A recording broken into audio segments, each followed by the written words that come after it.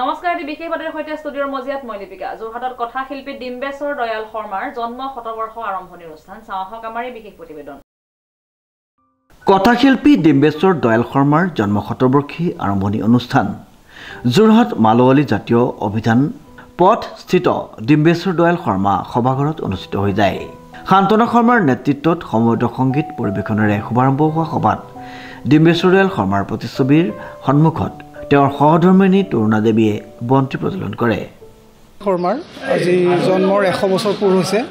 সেই উপলক্ষে যোৰহাটৰ জাতীয় অভিধান পথত থকা জাতীয় ভৱনৰ কথাশিল্পী ডিম্বেশ্বৰ দয়াল শৰ্মা সভাঘৰ এইটো ইয়াতে এখন জনবহুল জনাকীৰ্ণ সভাত তেখেতৰ স্মৃতিচাৰণ হৈ আছে আৰু তেখেতৰ দুখন অতি গুৰুত্বপূৰ্ণ কিতাপ তাৰে প্ৰথমখন কিতাপ এখন অৰ্ধ শতিকাৰ দিনলিপি সমসাময়িক সময় সমাজ আৰু অসম এই কিতাপখন অত্যন্ত গুৰুত্বপূৰ্ণ বুলি বিবেচিত হৈছে ডক্টৰ অচ্যুত বৰঠাকুৰ ইতিহাসবিদ বিশিষ্ট ক্ৰীড়াবিদ তেখেতে সেই বিষয়ে উন্মোচন কৰিয়ে কৈ আছে যে অসমত এনেকুৱা ধৰণৰ কিতাপ অতি বিৰল য'ত প্ৰায় 50 বছৰ জুৰি দিনলিপি লিখিছে নিয়মিত আৰু সেই দিনলিপিত কেৱল যোৰহাট নহয় কেৱল অসম নহয় কেৱল ভাৰত নহয় সমগ্ৰ পৃথিৱীৰ সমসাময়িক এনে কেতবোৰ ঘটনাৰ কথা উল্লেখ আছে তাৰ লগতে চুবুৰীৰ জিলাৰ ৰাজ্যৰ গাঁওবিলাকৰ অসংখ্য মানুহৰ সৰু ডাঙৰ অসংখ্য মানুহৰ জীৱন কাহিনী এনেকৈ তাত আছে আৰু ঘটনা প্ৰবাহৰ কথা আছে বড়ো আন্দোলন অসম আন্দোলন মাধ্যম আন্দোলন আলফালৈকে এই গোটেইবিলাক যিখিনি কথা ইয়াত প্ৰতিফলিত হৈছে সি সদৰ আমিনৰ আত্মজীৱনীতকৈও আমাৰ ধাৰণা যে বেছি গুৰুত্বপূৰ্ণভাৱে কাৰণ এখন 600 পৃষ্ঠাৰ এখন বৃহৎ গ্ৰন্থ হৈছে সেইখিনি ভৱিষ্যতৰ কাৰণে ইতিহাসৰ এটা অমল সমল হিচাপে সোণৰ খনি হিচাপে বিবেচিত হ'ব আৰু আন এখন গ্ৰন্থ যোৰহাটৰ ইতিহাস এখন এটা নহয় দুটা নহয় তৃতীয় সংস্কৰণ ওলাইছে এই কিতাপখন উন্মোচন কৰিলে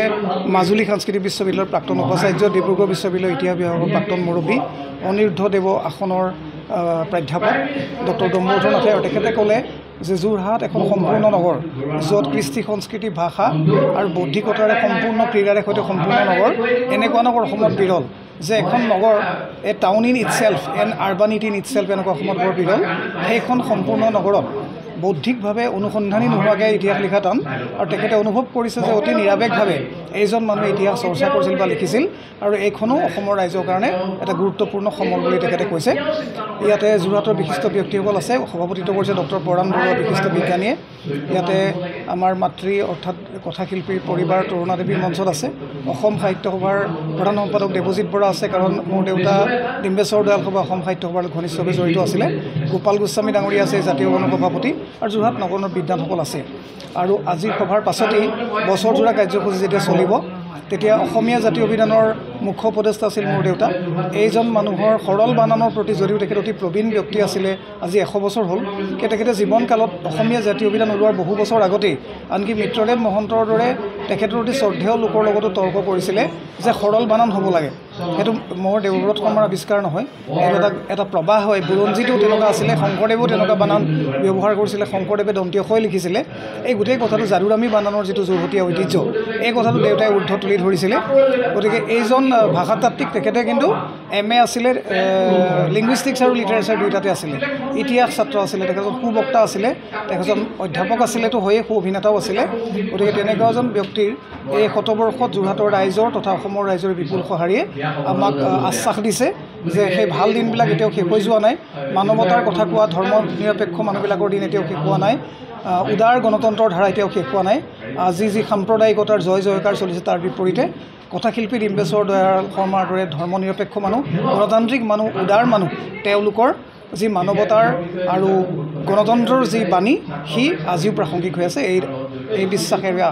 আশাকে আমি আজি ল'ব পাৰিম ইয়াৰ পিছতে যোৰহাট জিলা কবি সন্মিলনৰ সভাপতি তথা অৱসৰপ্ৰাপ্ত বিজ্ঞানী ডক্টৰ পৰাণ বৰুৱাৰ সভাপতিত্বত অনুষ্ঠিত সভাত আদৰণি ভাষণ প্ৰদান কৰি কথাশিল্পীগৰাকীৰ বিষয়ে আলোকপাত কৰে কনিষ্ঠ পুত্ৰ বিষ্ণুৰাজ শৰ্মাই মাজুলী বিশ্ববিদ্যালয়ৰ প্ৰাক্তন উপাচাৰ্য ডক্টৰ ডম্বৰুধৰ নাথ উপস্থিত থাকি কথাশিল্পীগৰাকীয়ে ৰচনা কৰা যোৰহাটৰ ইতিহাস গ্ৰন্থখন উন্মোচন কৰাৰ লগতে অৰ্ধ শতাধিক দিনলিপি গ্ৰন্থসহ উন্মোচন কৰে বিশিষ্ট ইতিহাসবিদ ক্ৰীড়াবিদ তথা তিনিচুকীয়া মহাবিদ্যালয়ৰ অৱসৰপ্ৰাপ্ত অধ্যাপক অচ্যুত বৰঠাকুৰে ৰফিক আহমেদে আধৰা সভাত অসম সাহিত্য সভাৰ প্ৰাক্তন সম্পাদক দেৱজিৎ বৰা প্ৰমুখ্যে যোৰহাটৰ বিভিন্ন ক্ষেত্ৰৰ কেইবাগৰাকী গণ্যমান্য ব্যক্তি উপস্থিত আছিল প্ৰশান্ত গায়নৰ ৰিপৰ্ট নিউজ নাও।